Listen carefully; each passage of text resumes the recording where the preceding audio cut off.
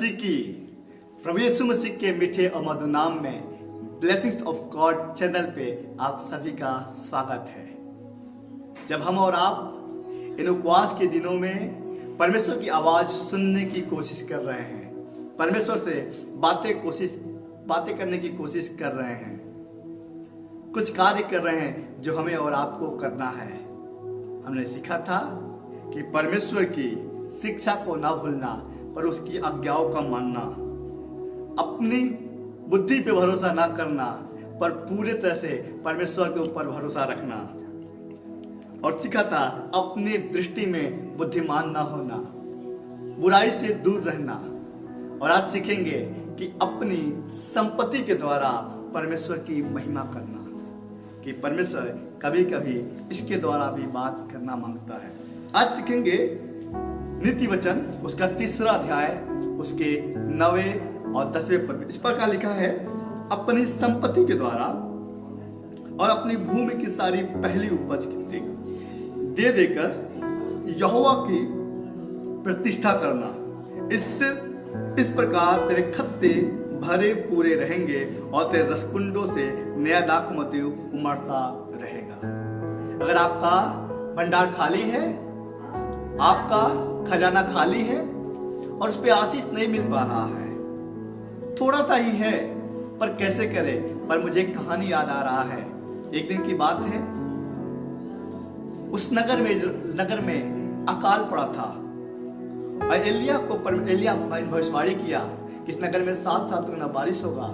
तो अकाल पड़ा। एलिया को परमेश्वर ने आदेश दिया कि तुम जाओ नाले के पास बैठ के खाना खाओ। कौवों को आदेश दिया है। नाले का पानी खत्म हो गया। फिर परमेश्वर ने आदेश दिया, जाओ उस विधवा के घर, उसको मैंने तुम्हें खिलाने का आदेश दिया है।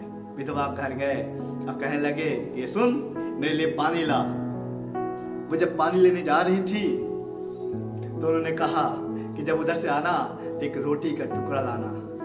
तो उस परमेश्वर के दासी ने कहा कि सुनो प्रभु के दास, मेरे घर में घड़े में थोड़ा सा मैदा और कुप्पी में थोड़ा सा तेल है। अब मैं यही इसलिए लकड़ी बिन रही थी कि मैं बनाऊंगी, मैं और मेरा बेटा खाएंगे और फिर मर जाएंगे।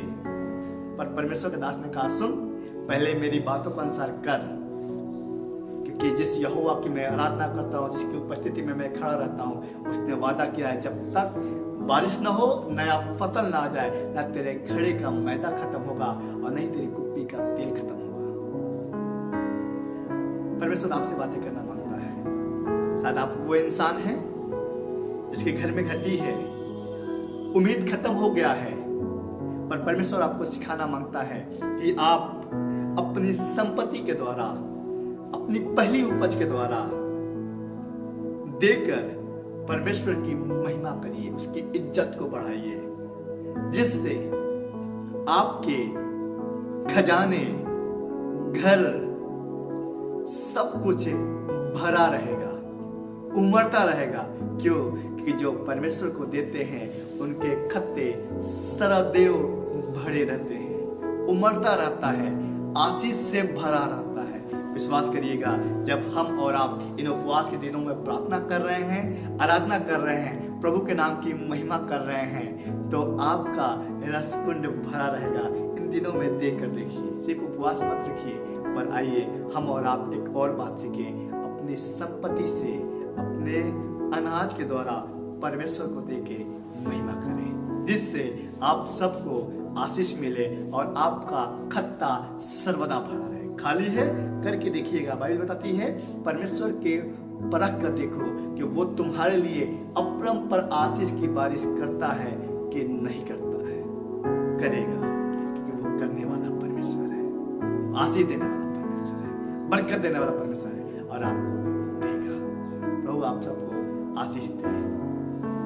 इस एपिसोड को लगातार सुनने के लिए ब्लेसिंग्स ऑफ गॉड चैनल पे शाम को 8 बजे आता है, देखना ना भूले। अगर आपको आशीष मिलता है, जरूर एक दूसरे के साथ शेयर करें ताकि उसको भी आशीष मिल सके और वो भी परमेश्वर की आवाज को सुन सके।